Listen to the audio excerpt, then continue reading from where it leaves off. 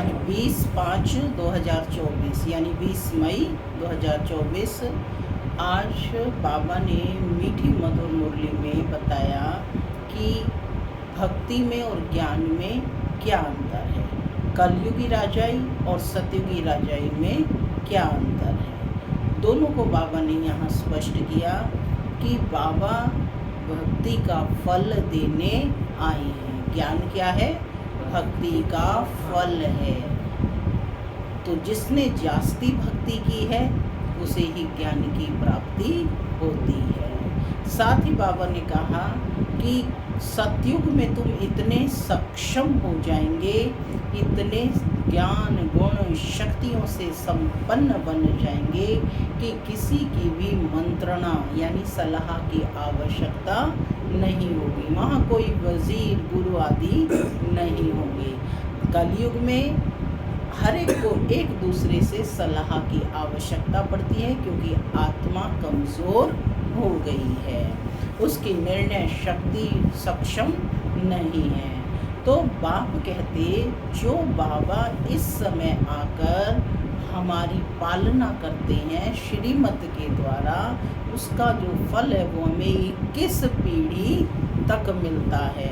और यही कारण है कि 21 पीढ़ी किसी गुरु गोसाई की दरकार नहीं रहती है। सुनते हैं आज के डायरेक्ट ईश्वरीय महावाक्य। बाबा कहते, मीठे बच्चे, तुम बाप से भक्ति का फल लेने आए हो। जिन्होंने जास्ती भक्ति की होगी वही ज्ञान में आगे जाएंगे। क्या कहा बाबा ने? तुम बाप से भक्ति का फल लेने आए हो।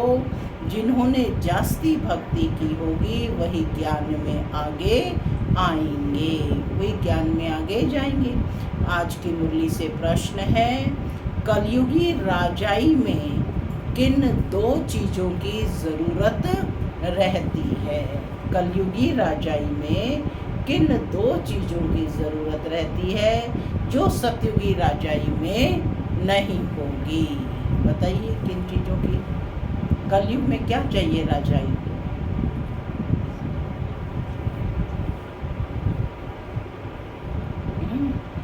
कोई भी यहाँ पर गुण संपन्न है, सर्वे सर्वा है? नहीं है ना। हर एक को एक दूसरे की मदद चाहिए।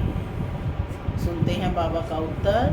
बाबा कहते कलयुगी राजाई में वजीर, एक तो वजीर और दूसरा गुरु की ज़रूरत रहती है। सतयुग में ये दोनों ही नहीं होंगे, ना वजीर होंगे ना गुरु की ज़रूरत होगी। वहाँ किसी की भी राय लेने की दरकार नहीं, क्योंकि सतयुगी राजाई संगम पर बाप की श्रीमत से स्थापन होती है। ऐसी श्रीमत मिलती जो 21 पीढ़ी तक चलती है। कैसी श्रीमत मिलती है? जो 21 पीढ़ी तक चलती है। श्रीमत माना श्रेष्ठ मत, और सब सदगति में है, इसलिए गुरु की भी दरकार नहीं है। ओम शांति। मैं आत्मा शांत स्वरूप हूँ, शांति मेरा स्वधर्म है ना। बाबा कहते मीठे बच्चे अब घर वापस जाना है। ओम शांति का अर्थ क्या है? स्वधर्म में बैठो या अपने को आत्मा समझ बैठो तो शांत में बैठेंगे। अपने स्वधर्म में बैठो या अपने को आत्मा समझ बैठो तो शांत में बैठेंगे। इसको कहा जाता है स्वधर्म में बैठना। भगवान वाच स्वधर्म में बैठो। क्या स्वधर्म है? आत्मा समझ बैठना, शांत स्वरूप बैठना। अभी तुम्हें बेहद का बाप बेहद की पढ़ाई पढ़ाते हैं, क्योंकि बाप बेहद का सुख देने वाला है। पढ़ाई से सुख मिलता है ना, अब बाप कहते हैं अपने को आत्मा समझ बैठो। बेहद का बाप आया है तुमको हीरे जैसा बनाने। हीरे जैसे देवी देवता ही होते हैं। वह कब बनते हैं? इतने ऊंच पुरुषोत्तम कैसे बने यह कोई भी बता न सके एक सिवाय बाप के। प्रजापिता ब्रह्मा के बच्चे तुम ब्राह्मण ठहरे। कौन बैठे हो सब? ब्राह्मण। प्रजापिता ब्रह्मा के बच्चे तुम ब्राह्मण ठहरे। फिर तुमको देवता बनना है। ब्राह्मणों की होती है चोटी। ब्राह्मण चोटी रखते हैं ना। तुम शूद्र से ब्राह्मण बने हो। चोटी प्रतीक है ऊंचाई का, ठीक है ना, कि तुम ऊंचे थे ऊंचे बन गए। शूद्र से ब्राह्मण बने हो। तुम प्रजापिता ब्रह्मा के मुख वंशावली हो। कुख वंशावली तो नहीं हो। कलयुगी सब हैं कुख वंशावली। साधु संत ऋषि मुनि आदि सब द्वापर से लेकर कुख वंशावली बने हैं। अभी सिर्फ तुम प्रजापिता ब्रह्मा कुमार कुमारियां ही मुख वंशावली बने हो। यह तुम्हारा है सर्वोत्तम कुल। ब्राह्मण कुल क्या है? ये सर्वोत्तम कुल, देवताओं से भी उत्तम, क्योंकि तुमको पढ़ाने वाला, मनुष्य से देवता बनाने वाला बाप आया है। बच्चों को बैठ समझाते हैं, बच्चों को बैठ समझाते हैं, क्योंकि भक्ति मार्ग वाले यहाँ आते ही नहीं हैं। यहाँ आते हैं ज्ञान मार्ग वाले। तुम आते हो बेहद के बाप से भक्ति का फल लेने। तुम आते हो बेहद के बाप से भक्ति का फल लेने। क्या करने आए हो? भक्ति का फल लेने। अब भक्ति मार्ग वाले यहाँ आते ही नहीं, यहाँ आते हैं ज्ञान मार्ग वाले। अब भक्ति का फल कौन लेंगे?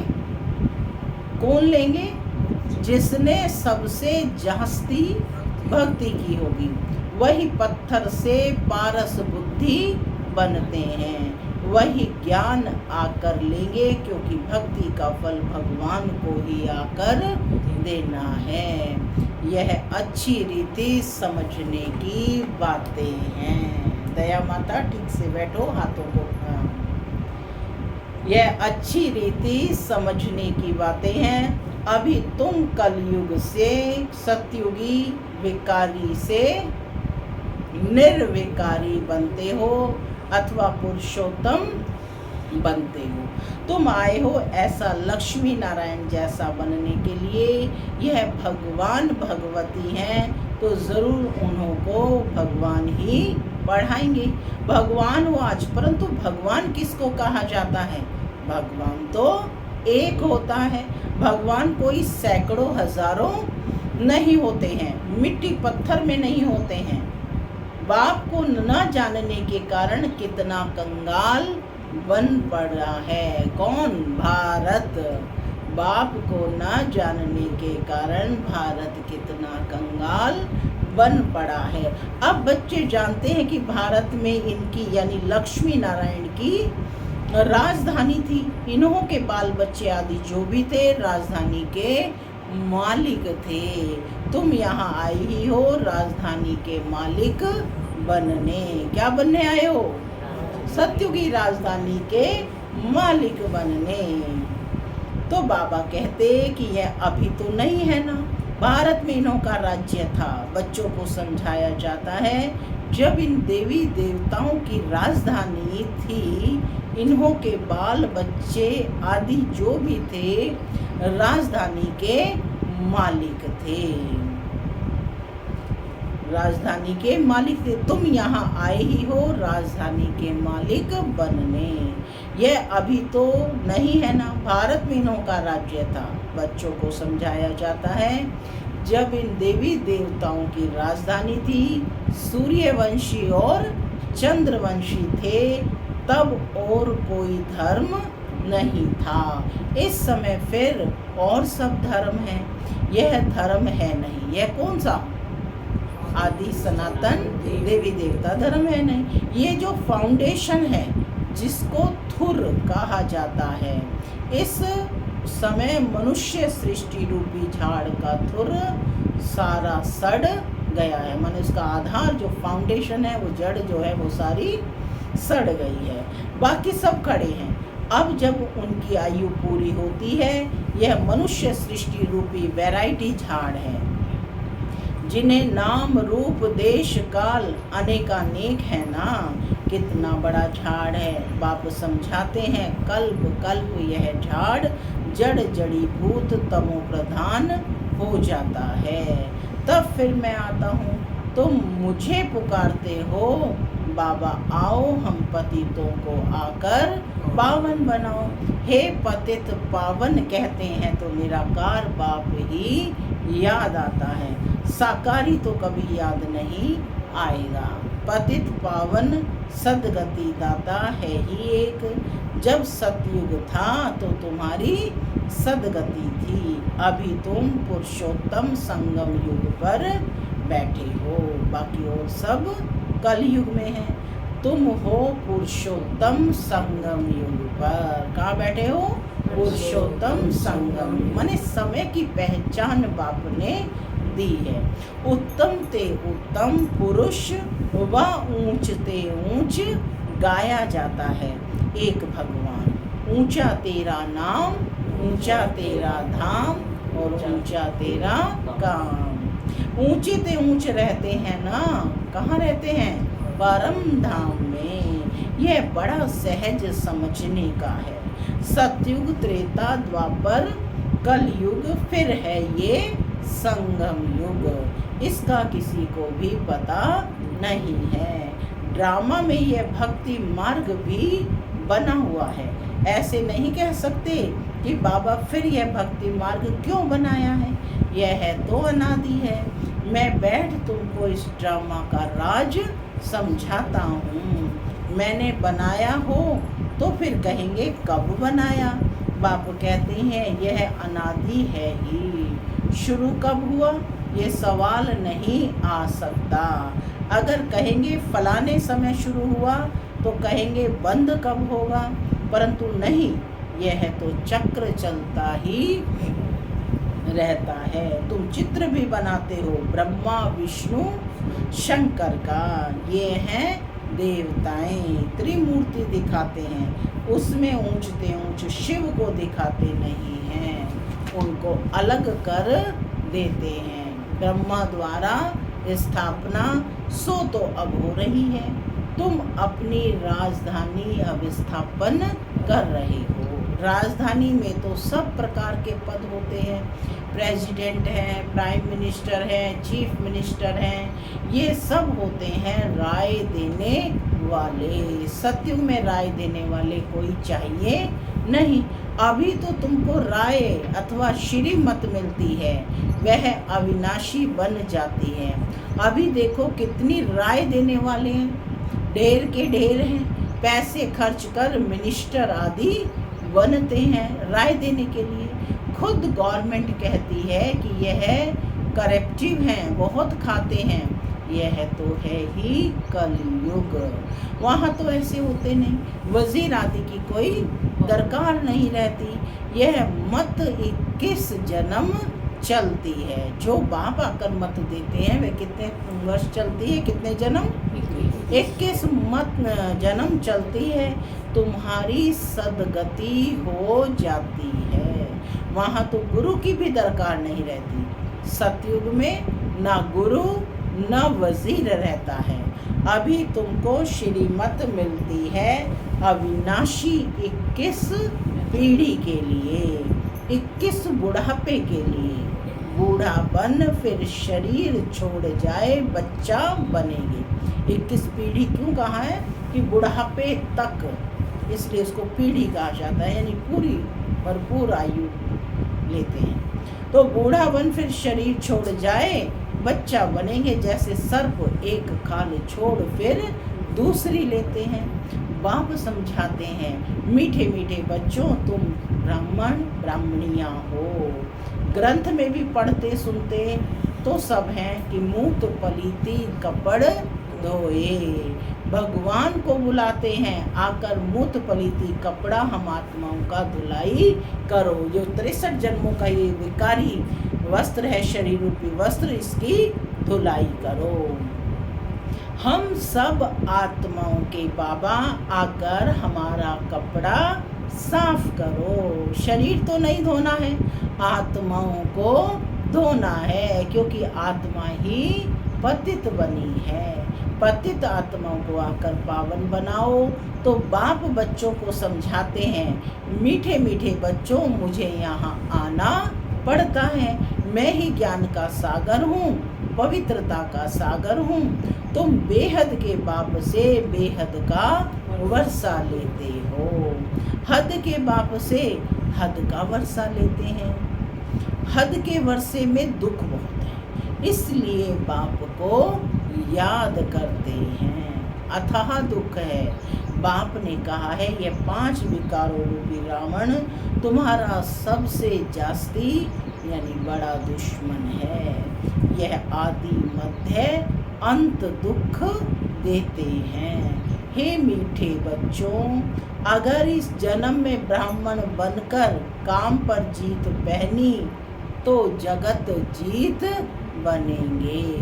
तुम पवित्रता धारण करते हो देवता बनने के लिए। तुम पवित्रता किस लिए धारण करते हो? देवता बनने के लिए।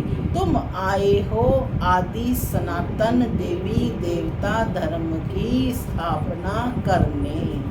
यह है पुरुषोत्तम संगम युग। इसमें पुरुषार्थ कर पावन बनना है। कल्प पहले जितने पावन बने थे सूर्यवंशी चंद्रवंशी घराने के, वह जरूर बनेंगे। टाइम तो लगता है ना। बाप युक्ति बहुत सहज बताते हैं। अब बाप के बच्चे तो बने हो, यहाँ तुम किसके पास आए हो? वह तो है निराकार। उसने इस शरीर का लोन लिया है। वह खुद बताते हैं, यह बहुत जन्मों के अंत के भी अंत का जन्म। तो यह हुआ सबसे जास्ती पुराना तन। ब्रह्मा का तन क्या हुआ? सबसे जास्ती पुराना तन। मैं आता ही हूँ पुरानी रावण की आसुरी दुनिया में, और फिर उनके शरीर में जो अपने जन्मों को नहीं जानता है। यह है बहुत जन्मों के अंत का जन्म। जबकि इनकी वानप्रस्थ अवस्था है, माने 60 वर्ष के हो गए बाबा, तब मैं इनमें प्रवेश करता हूँ। गुरु भी हमेशा वानप्रस्थ में ही किया जाता है। कहते हैं ना, 60 तो लगी लाठ। घर में रहेंगे तो बच्चों की लाठ लगेगी। देख रहे हैं ना आजकल माता पिता के साथ क्या क्या कर रहे हैं। तो कहेंगे घर में रहेंगे तो बच्चों की लाठ लगेगी, इसलिए भागो घर से। बच्चे ऐसे होते हैं जो बाप को लाठी मारने में भी देरी नहीं करते हैं। कहेंगे कहाँ मरे तो धन हमको मिले। वानप्रस्थियों के बहुत सत्संग होते हैं। तुम जानते हो सर्व का सद्गति दाता एक है। वह संगम युग पर ही आते हैं। सतयुग में जब तुम सद्गति पाते हो तो बाकी सब शांति धाम में रहते हैं। इसको कहा जाता है सर्व की सद्गति।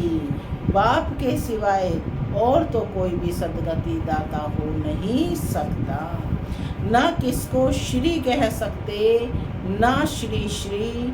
श्री अर्थात श्रेष्ठ होते हैं देवताएं। श्री लक्ष्मी श्री नारायण उनको कहा जाता है। उन्हों को बनाने वाला कौन? उन्हों को बनाने वाला कौन? शिव बाबा। श्री श्री शिव बाबा को ही कहना चाहिए।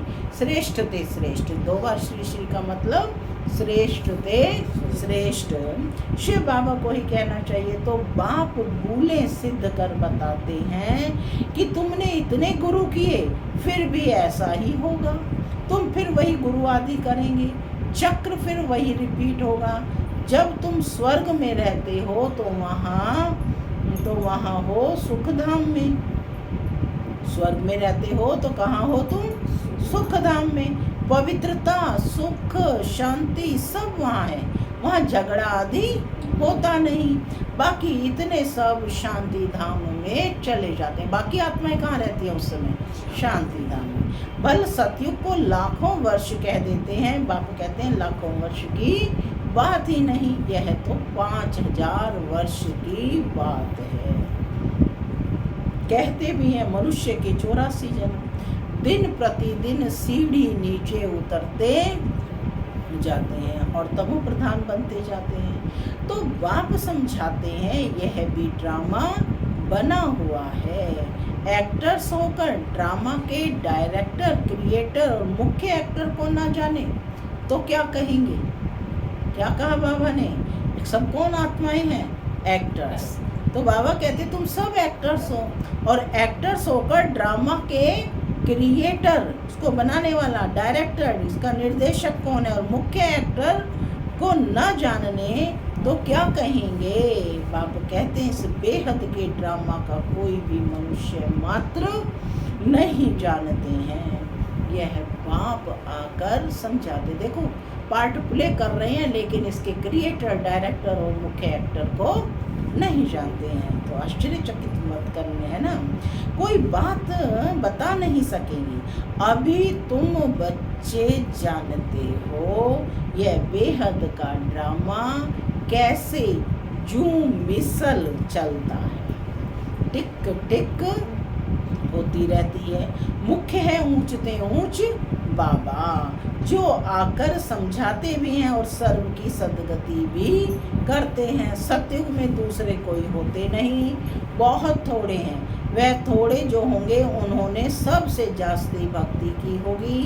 तुम्हारे पास प्रदर्शनी व म्यूजियम में आएंगे वह जिन्होंने बहुत भक्ति की है। एक शिव की भक्ति करना, इसको कहा जाता है अव्यभिचारी भक्ति। फिर बहुतों की भक्ति करते, उसको कहा जाता है व्यभिचारी। तो क्या बन पड़ते? व्यभिचारी बन पड़ते। अभी तो बिल्कुल ही तमो प्रधान भक्ति है। पहले सतो प्रधान भक्ति थी, फिर सीढ़ी उतरते तमो प्रधान बने हैं। ऐसी हालत जब होती है तब बाप आते हैं सबको सतो प्रधान बनाने। इस बेहद के ड्रामा को भी तुम अभी जानते हो। क्या कहा बाबा ने?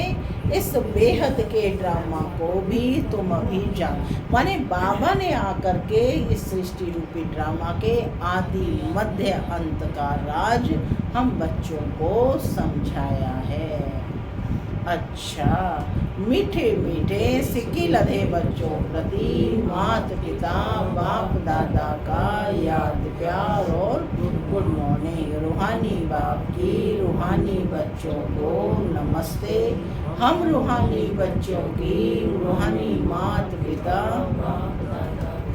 याद प्यार, गुड मॉर्निंग और नमस्ते। नमस्ते, सदा रहो हंसते, बनो फरिश्ते, चलो रास्ते। वाया कहाँ जाना है? धारणा के लिए मुख्य सार पहला, बेहद बाप से बेहद का वर्षा लेने के लिए पावन जरूर बनना है। कंडीशन है, बेहद बाप से बेहद का वर्षा लेने के लिए पावन जरूर बनना है।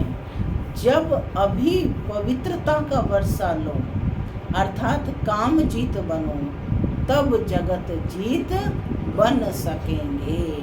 दूसरा, बेहद बाप से पढ़ाई पढ़कर स्वयं को कोड़ी से हीरे जैसा बनाना है। बेहद का सुख लेना है।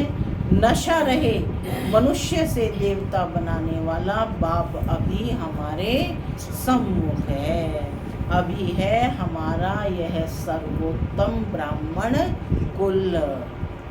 आज का वरदान है, ज्ञान संपन्न दाता बन सर्वात्माओं के प्रति शुभ चिंतक बनने वाली श्रेष्ठ सेवाधारी भव। वरदान है, ज्ञान संपन्न दाता बन, सर्व आत्माओं के प्रति शुभ चिंतक बनने वाले श्रेष्ठ सेवाधारी भव। शुभ चिंतक बनने का विशेष आधार शुभ चिंतन है। कल भी बाबा ने मुरली में कहा ना, क्या करना है, अपनी संकल्प शक्ति को जमा करना है। तो वो संकल्प शक्ति क्या है, सर्व के प्रति शुभ भावना, शुभ कामना संपन्न। तो शुभ चिंतक बनने का विशेष आधार शुभ भावना है, शुभ चिंतन है। जो व्यर्थ चिंतन व पर चिंतन करते हैं वह शुभ चिंतक नहीं बन सकते। शुभ चिंतक मणियों के पास शुभ चिंतन का शक्तिशाली खजाना सदा भरपूर होगा। भरपूरता के कारण ही औरों के प्रति शुभ चिंतक बन सकते हैं। शुभ चिंतक अर्थात सर्व ज्ञान रत्नों से भरपूर ऐसे ज्ञान संपन्न दाता ही चलते फिरते हर एक की सेवा करते श्रेष्ठ सेवाधारी बन जाते हैं। स्लोगन है, विश्व राज्य अधिकारी बनना है। विश्व राज्य अधिकारी बनना है तो विश्व परिवर्तन के कार्य में निमित्त बनो, यानी उसमें अपनी अंजलि दो, निमित्त बनो। ओम शांति।